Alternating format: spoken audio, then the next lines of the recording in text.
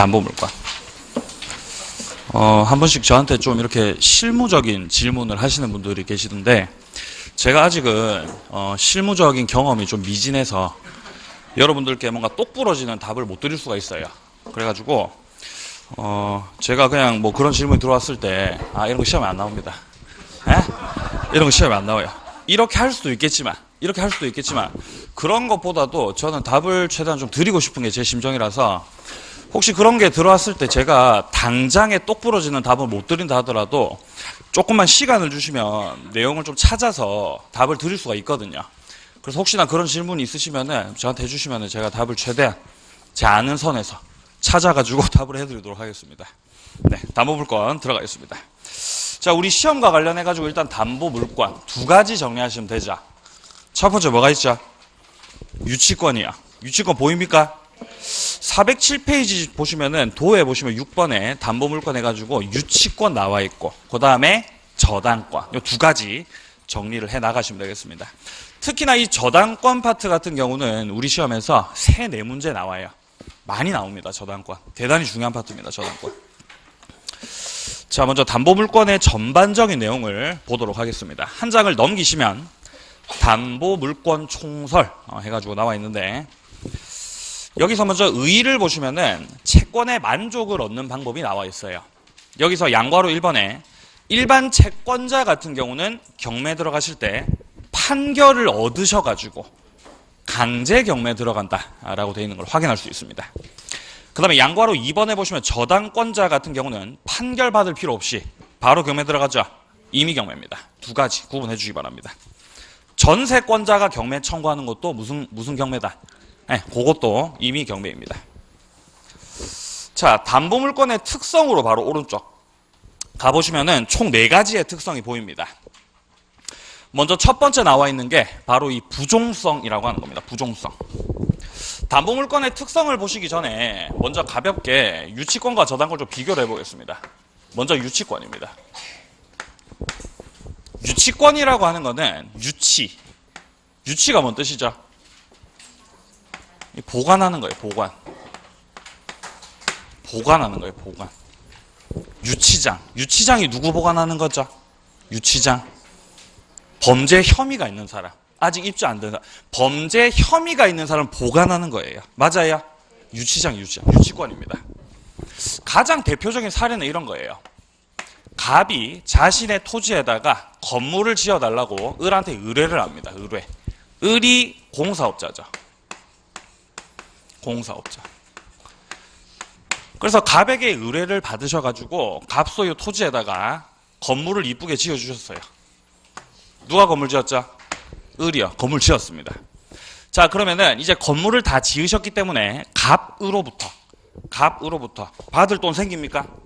채권이 생기는 거 맞아요? 예, 을은 갑에게 채권이 생긴다. 공사대금 채권이죠.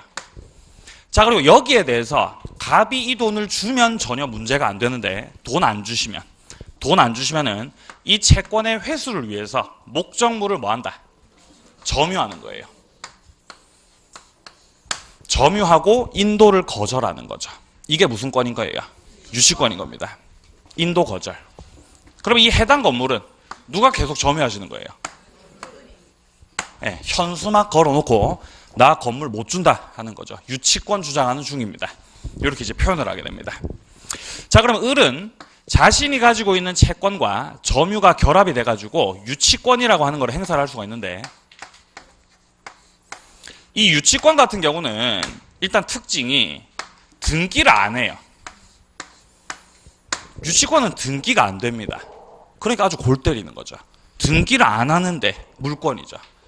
등기를 안 하는데 물권이기 때문에 제3자에게든 경락인에게든 누구에 대해서든 주장이 가능하다라는 거.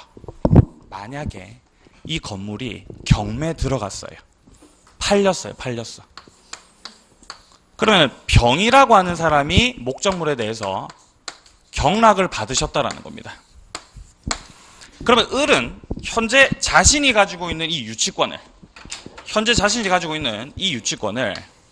경락인에게도 주장할 수 있습니까? 예, 주장이 되는 거예요. 유치권 주장이 가능하다. 다만 주의를 해주셔야 되는 거. 돈 갚으라고 변제 청구는 된다 안 된다? 이건 안 되죠. 돈 갚으라고는 누구한테 하셔야 돼요? 갑한테 하셔야 되는 겁니다. 그래서 경락인에 대해서 유치권 주장, 즉 나는 계속 점유하고 못 나간다 할 수 있지만 변제 청구는 안 된다는 겁니다. 이게 일단 유치권이고요. 그 다음에 담보물권 두 번째 저당권입니다. 저당권이라고 하는 거는 일단 성립하기 위해서는 피담보 채권, 돈 받을 권리가 필요하기 때문에 일단 당사자들 사이에서 금전 소비 대차 계약이 체결돼요. 대차 계약이라고 하는 거는 빌리는 계약인 것이고 금전 소비 대차이기 때문에 돈 빌리는 계약입니다. 을이 갑한테 돈을 빌려 주셨다면은 을이 갑에 대해서 채권을 가지고 있는 겁니다. 채권. 자, 그리고 이 채권을 담보하기 위해서 추가적으로 저당권 설정 계약을 체결해요. 그리고 채권자 을 명의로 저당권 등기를 하게 되면은 을은 저당권자가 된다. 이렇게 이제 저당권이 성립을 하게 되는 것이죠. 네.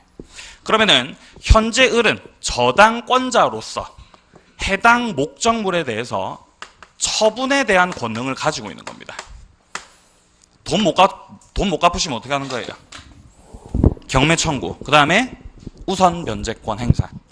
저당권의 가장 핵심적인 권리는 경매권, 그 다음에 우선 변제권, 그 두 가지입니다. 자, 그러면 이 유치권이라고 하는 것과 저당권이라고 하는 거, 뭐 여러 가지 차이가 있겠습니다만, 현재 보여지는 차이는 이 유치권이라고 하는 거는 법정 담보 물권이에요. 법정 담보 물권이다. 계약을 통해서 성립을 하는 게 아니라 법에서 정한 요건을 갖추게 되면은, 즉 채권이 있고 그 채권에 대해서 목적물에 대해서 점유를 하고 계시면은 자동적으로 성립이 되는 것. 성립 요건은 조금 더 복잡하기 때문에 나중에 들어가서 할 거지만 어쨌든 이 해당 요건 갖추게 되면 취득하는 게 유치권, 법정 담보 물권입니다. 근데 이 저당권 같은 경우는 당사자들 사이의 계약을 통해서 성립을 하는 거죠. 따라서 약정 담보 물권이라고 부릅니다.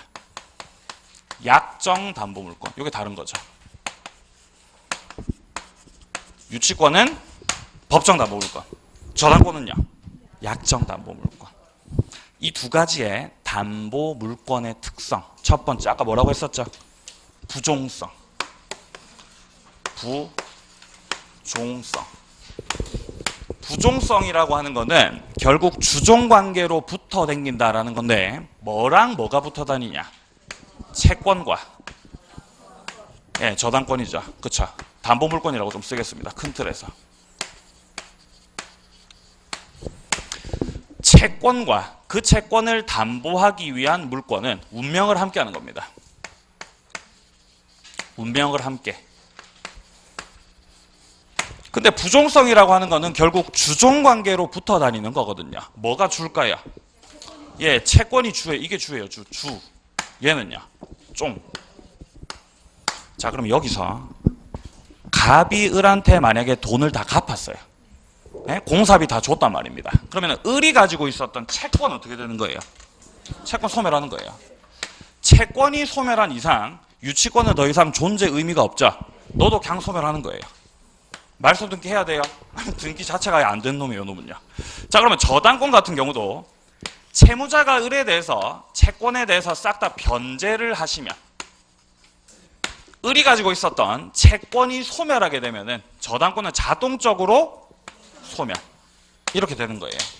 이렇게 채권이 소멸하면 유치권도 소멸하고 저당권도 소멸하게 되는 거는 담보 물권의 이 부종성 때문에 그렇습니다. 이해되시죠? 자, 책을 한번 보시면 부종성의 첫 번째 줄에 담보 물권은 피담보 채권이 성립해야 담보 물권 성립을 하게 되는 것이고, 채권이 소멸하면 담보 물권도 소멸한다라는 그런 뜻입니다. 그 밑에 나와 있는 2번에 이 수반성이라고 하는 거는 결국 큰 틀에서 이 부종성의 개념 안에 포함되는 개념입니다. 채권이 이전하면 담보 물권도 따라서 이전을 하게 된다라는 뜻입니다. 그래서 따로 뭐 공부하실 필요 없고 부종성과 수반성은 맥락이 똑같습니다.